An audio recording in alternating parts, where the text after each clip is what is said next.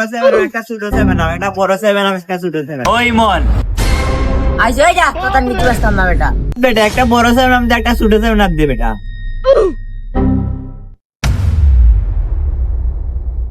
হলো ওই মন বড়টা কত আর ছোটটা কত? ভাই শুরুটা মন আর বড়টা 150। আমি অত দাম দিতে পারতাম না, ছোটটা 150, আগ্রহ 50, বড়টা। আল্লাহ আল্লাহ পাগল করতে গিয়ে ছুটি হয়েছে। দে দে টেকা দে। বললো ভাই আমি ছোটটা নিতাম না, আমি বড়টা নিবো। বলো 50।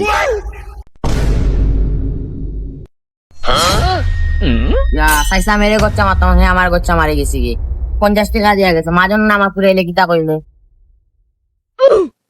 কিতা ভাই মন ব্যবসা বাণিজ্য অবস্থা কি লাগছে? কিলা কইতাম ওটা।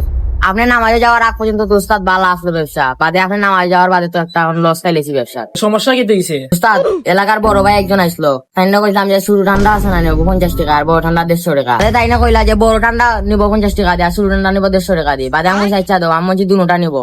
বাদে তাই না শুরু ঠান্ডা তুই বড় ঠান্ডা লিয়ে গেছি 50 টাকা দিয়ে, 10 টাকা কষ্ট চামাই দিছি। এই তো দোকানদারি করা, দোকান দিতে পারবি না? দোকানও লস বেটা আমরা। দোকান আর আইবে না কোনোদিন, বারো দোকান থেকে। তুই আর কোনোদিন দোকান আইবে না, বুঝছিস নি? যা ঘরে যা।